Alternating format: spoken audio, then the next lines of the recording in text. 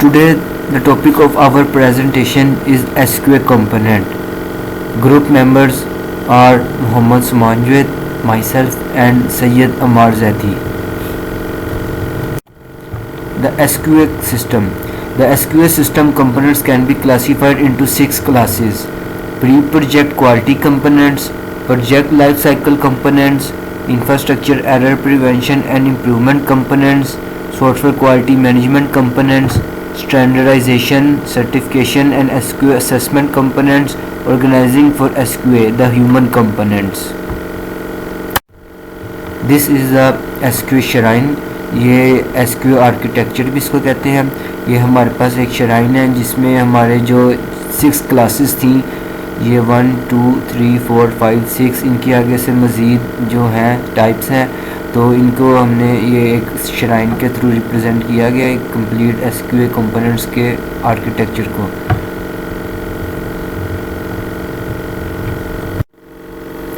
Pre project components में जो पहला हमारा कंपोनेंट है वो है हमारे पास कंट्रैक्ट रिव्यू. कंट्रैक्ट क्या होता है? Contract is the development unit is committed to an agreed upon functional specification budget and schedule. Contract में जो हमारे पास यूनिट होता है डेवलपमेंट यूनिट, वो एग्री कर जाता है स्पेसिफिक फंक्शन में, बजट में और शेड्यूल में. तो इसमें जो कंट्रैक्ट रिव्यू है इसमें एग्जामिनेशन की जाती है प्रोजेक्ट प्रपोजल की और कंट्रैक्ट ड्राफ्ट्स की. तो कंट्रैक्ट रिव्यू की जो हमारे पास एक्टिविटीज़ हैं उसमें क्या किया जाता है? Clarification of the customers requirement, customer की रिक्वायरमेंट को क्लैरिफाई किया जाता है. Review of the project schedule and resources requirement estimation, resources की जो रिक्वायरमेंट है ना उसका एस्टिमेट लगाया जाता है और प्रोजेक्ट का शेड्यूल को रिव्यू किया जाता है. Evaluation of the professional staff capacity to carry out the propose project, जो हमारे पास स्टाफ होता है ना उसकी कैपेसिटी को एवेलुएट किया जाता है जो प्रोजेक्ट हमने करना होता है. Evaluation of customer capacity to fulfill his obligations and evaluation of development risks, इन सारी चीज़ों को हम कंट्रैक्ट रिव्यू में एवेलुएट करते हैं. अब प्री प्रोजेक्ट कंपोनेंट्स में जो हमारा नेक्स्ट कंपोनेंट है वो है डेवलपमेंट एंड क्वालिटी प्लान्स. इसमें क्या किया जाता है? प्लान बनाया जाता है हमारी डेवलपमेंट के लिए और क्वालिटी के लिए.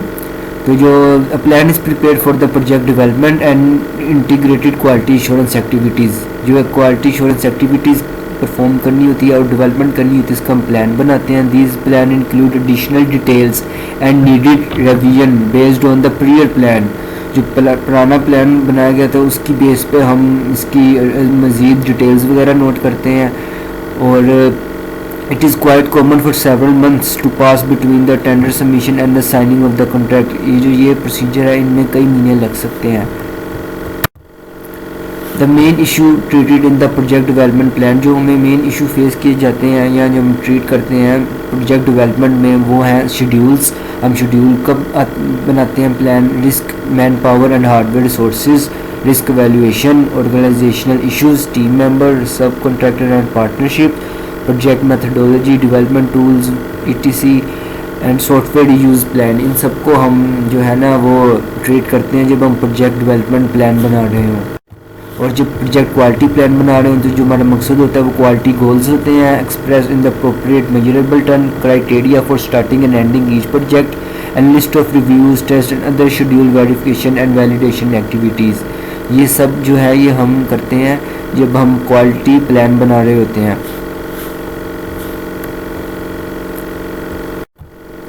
Software project life cycle components. अब ये हमारे पास जो श्राइन की हमारे पास जो सेकंड क्लासिफिकेशन थी उसके सारे कंपोनेंट्स आ गए हैं, जिसमें हमारे पास रिव्यूज़ आता है, इसके अलावा हमारे पास एक्सपर्ट ओपिनियंस आती हैं, इसके अलावा हमारे पास सॉफ्टवेयर टेस्टिंग आती है, सॉफ्टवेयर मेंटेनेंस आती है, assurance of the quality of the sub contractor work and the customer supplied parts. ये सब हमारे के software project life cycle components की जो क्लासिफिकेशन थी ये उसके सारे कंपोनेंट्स हैं हमारे पास.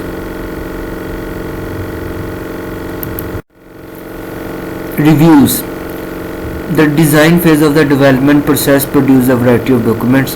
जब हम डिज़ाइन फेज़ की जब मुकम्मल किया जा रहा होता है तो उसमें हमारे पास काफ़ी ज़्यादा डॉक्यूमेंट्स बनाए जाते हैं, जिस तरह के हमारे पास डिज़ाइन रिपोर्ट्स बनाई जाती हैं, सॉफ्टवेयर टेस्ट डॉक्यूमेंट्स बनाए जाते हैं, software installation plan and software manual among others.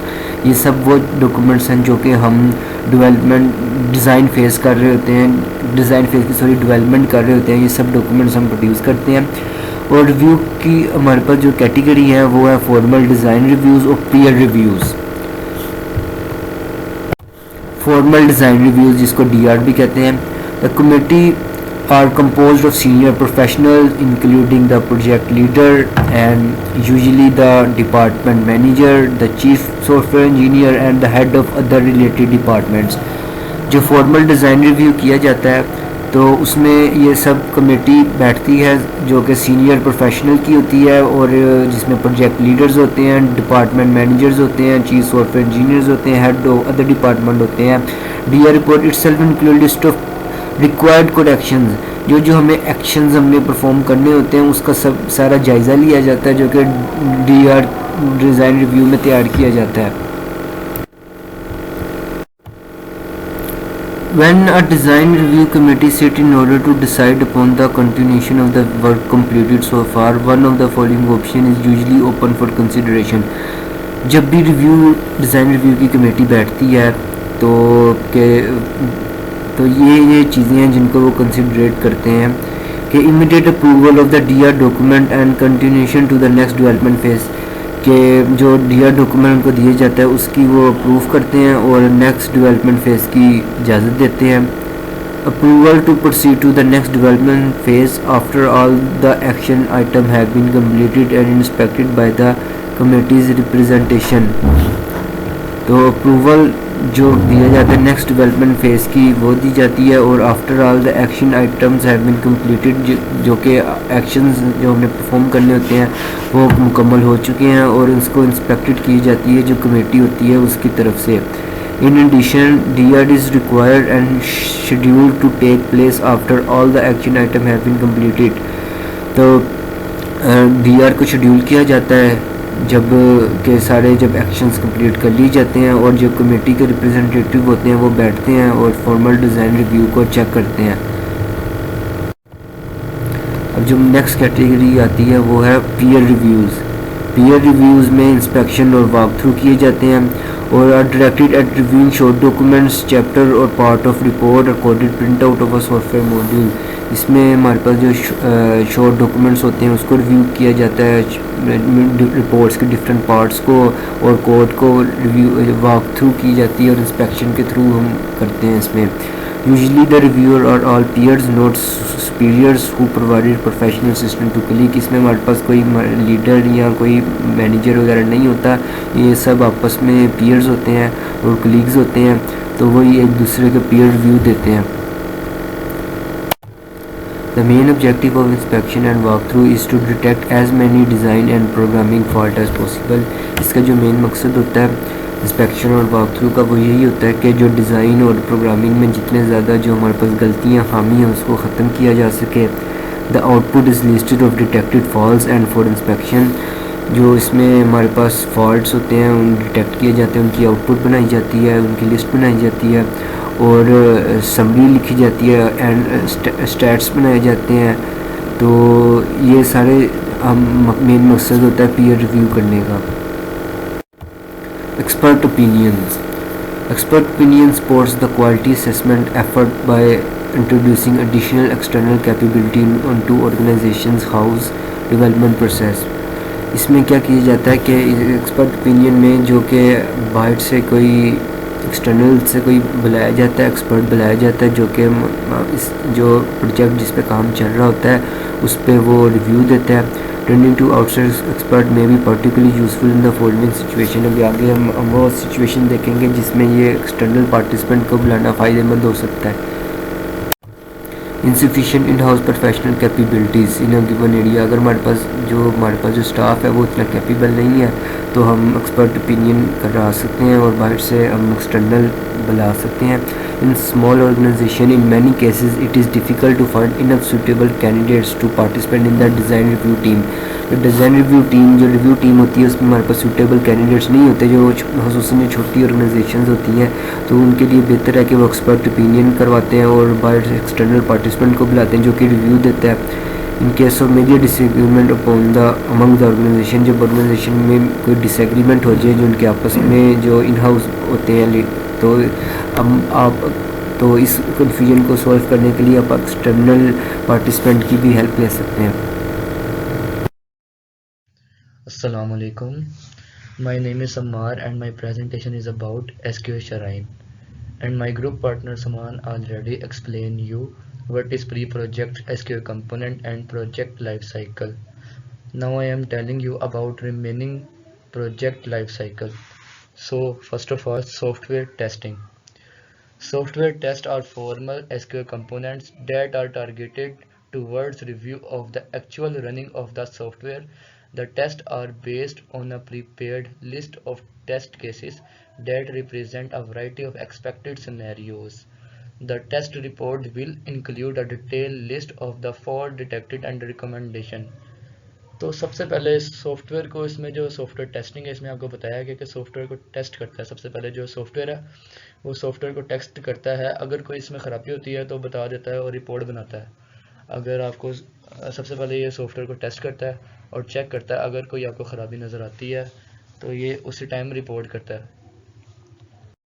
Software maintenance components. Software maintenance services vary in range and are provided for extensive periods, often several years. These services fall into the following categories. तो सबसे पहले इसमें जो है software के maintenance का ख्याल रखा जाता है। अगर कोई मसला होता है तो इसको सही किया जाता है कि क्या मसला है, और उसको कुछ कैटेगरीज हैं जिसमें इनको डिवाइड कर दिया गया। तो सबसे पहले जो कैटेगरी आती है वो उसके आती है करेक्टिव मेंटेनेंस। इसमें आता है user support services and correction of software code and documentation failure. इसमें ये दरअसल जो मेंटेन करता है ये कोड देखता है सॉफ्टवेयर का और डॉक्यूमेंटेशन देखता है, इसको मेंटेन रखता है। नेक्स्ट कैटेगरी जो है वो सॉफ्टवेयर मेंटेनेंस को, सॉफ्टवेयर मेंटेन करने के लिए वो आती है जी आपके adaptive maintenance. Adaption of current software to new circumstances and customer without changing the basic software product. तो दरअसल इसमें सॉफ्टवेयर को बदले बगैर सॉफ्टवेयर में चेंजेस करते हैं अकॉर्डिंग टू आवर कस्टमर। जो कस्टमर हमारा चाहता है हम उसके मुताबिक सॉफ्टवेयर में चेंजेस करते हैं, लेकिन सॉफ्टवेयर को बदले बगैर। एंड नेक्स्ट जो मेंटेनेंस है वो है functionality improvement maintenance. The functional and performance related improvement of existing software carried out with respect to limited issues. इसमें जो है फंक्शन की परफॉर्मेंस को मेंटेन रखते हैं, उसकी इम्प्रूवमेंट का ख्याल रखते हैं कि हमारी फंक्शनैलिटी में कोई मसला तो नहीं आ रहा।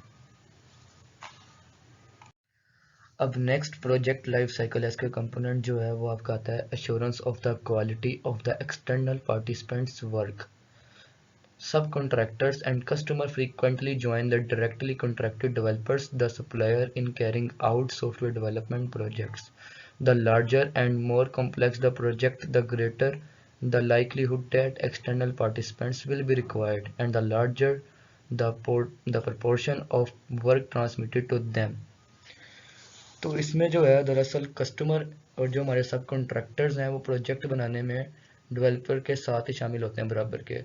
प्रोजेक्ट जितना भी बड़ा हो और मुश्किल हो, एक्सटर्नल पार्टिसिपेंट्स की हमें ज़रूरत लाजमी है। सो हमारे पास नेक्स्ट जो हेडिंग आती है वो आती है quality infrastructure components. Infrastructure components for error prevention and improvement.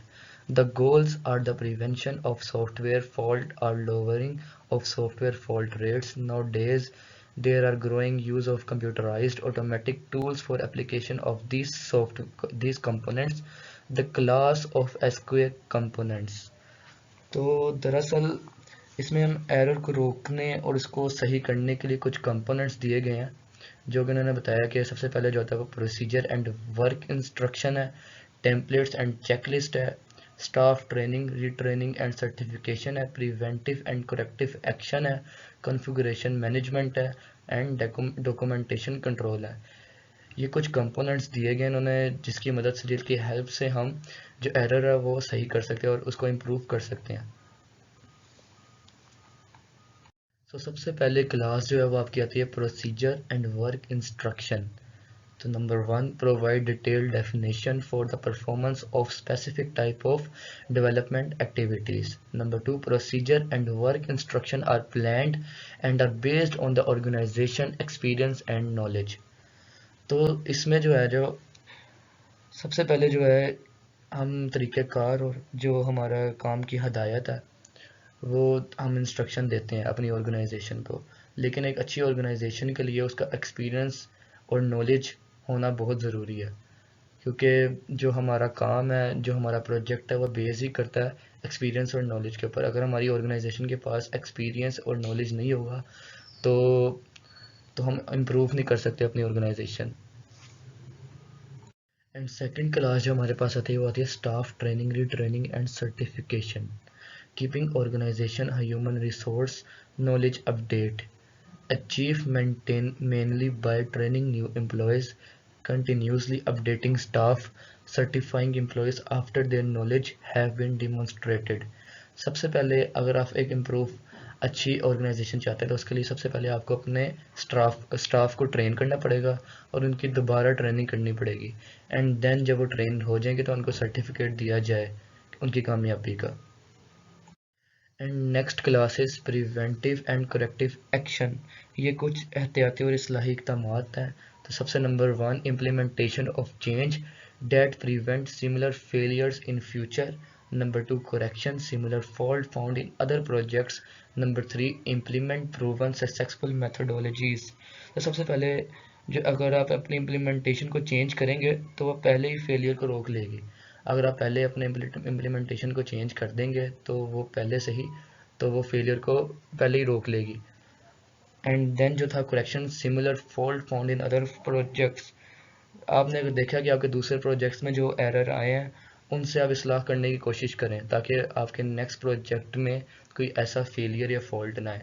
And number 3, implement proven successful methodologies, कि सक्सेसफुल जो मेथड है वो यूज़ करने हैं, जो न्यू मेथड हैं जो सक्सेसफुल हैं वो मेथड यूज़ करेंगे। देन आप इम्प्रूव कर सकेंगे अपनी कंपनी के एरर्स वगैरह की इस्लाह कर पाएंगे। Next class is configuration management, introducing procedures to control the change process. तो ये कुछ कॉन्फ़िगरेशन मैनेजमेंट को कंट्रोल और चेंज करने का तरीक़ेकार हैं कुछ। दिस प्रोसीजर रिलेट टू, सबसे नंबर 1 जो तरीक़ेकार है वो होता है approval of change. Number 2, recording of those change performed. Number 3, issuing of new software version and release. Number 4, recording of the version and release specification. जो तरीक़ेकार है, सबसे पहले अगर आप कोई चीज़ चेंज करते हैं तो उसको फिर आप रिकॉर्ड भी करें साथ साथ, और अगर आप न्यू वर्जन यूज़ कर रहे हैं सॉफ्टवेयर का या कोई न्यू वर्जन रिलीज़ करते हैं तो उसको रिकॉर्ड भी करना ज़रूरी है। ये कुछ कॉन्फ़िगरेशन मैनेजमेंट थी जो मैंने आपको बताया। नेक्स्ट क्लास जो हमारी है वो डॉक्यूमेंटेशन कंट्रोल है। So documentation control refer mainly to customer requirement documents, contract documents, design report, project plan, development standards. तो सबसे पहले जो डॉक्यूमेंटेशन जो हमारी है वो अकॉर्डिंगली कस्टमर रिक्वायरमेंट डॉक्यूमेंट की होनी चाहिए। ठीक है, हमारी जो डॉक्यूमेंटेशन है वो अकॉर्डिंगली होनी चाहिए कस्टमर के मुताबिक। Contract documents, design report, project plans, development standard, ये सब चीज़ें ज़रूरी हैं डॉक्यूमेंटेशन कंट्रोल के लिए। And the activities in document control, और ये कुछ एक्टिविटीज़ हैं डॉक्यूमेंट को कंट्रोल करने के लिए। तो सबसे number 1, definition of the type of control document, number 2, specification of the format method, and number 3, definition of review and approval process। ये कुछ एक्टिविटीज़ हैं जिससे हम डॉक्यूमेंट को कंट्रोल कर सकते हैं। अब इस श्राइन में जो नंबर 4 हेडिंग हमारे पास आती है वो होती है क्वालिटी मैनेजमेंट। ठीक है, management SQL components. So managerial SQL components support the managerial control of software development projects. कुछ मैनेजमेंट कंपोनेंट हैं ये जो सॉफ्टवेयर डेवलपमेंट को इंतज़ामी कंट्रोल की हमायत करते हैं। ठीक है, कंट्रोल कंपोनेंट्स आर, वो जो कंट्रोल कंपोनेंट्स हैं वो हैं आपके number 1, project progress control, number 2, software quality matrix, and number 3, software quality cost. So number 1 type is project progress control.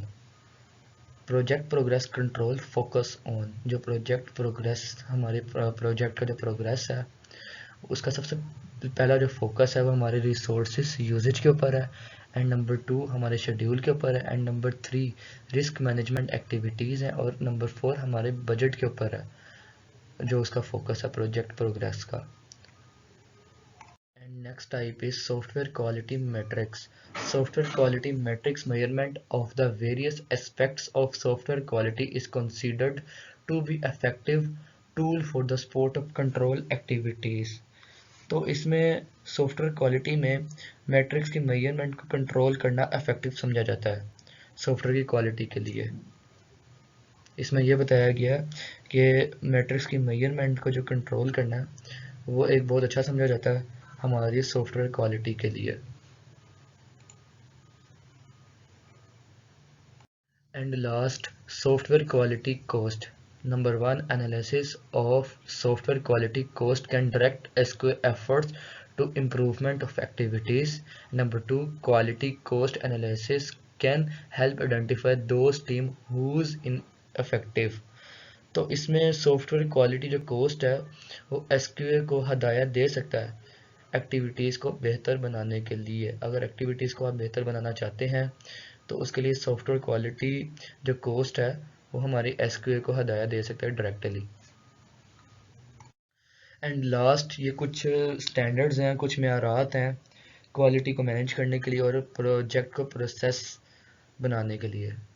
तो standard SQA standards, system certification and assessment components. तो number 1, quality management standard. Quality को manage करने के लिए कुछ standards हैं जिनकी help से क्वालिटी को मैनेज किया जा सकता है। तो सबसे number 1 SEI CMM assessment standard है, and number 2 ISO 9001 and ISO 9002 9003 standards. और प्रोजेक्ट को की जो प्रोसेस है, ठीक है, उनके भी कुछ स्टैंडर्ड्स हैं जिसमें सबसे नंबर 1 जो तरीका है वो आपका आता है IEEE, number 2 ISO and IEC, ठीक है, एंड नंबर 3 भी ISO IEC है 29110। ये कुछ स्टैंडर्ड्स, कुछ मेयारात हैं जिनकी हेल्प से, जिनकी मदद से आप क्वालिटी को मैनेज कर सकते हैं और एक अच्छी सॉफ्टवेयर क्वालिटी के लिए आप इनकी हेल्प ले सकते हैं। इन स्टैंडर्ड की हेल्प से, इन कुछ क्वालिटी की हेल्प से, इन स्टैंडर्ड्स की हेल्प से आप अपना क्वालिटी को अच्छा बना सकते हैं सॉफ्टवेयर की। Thank you so much.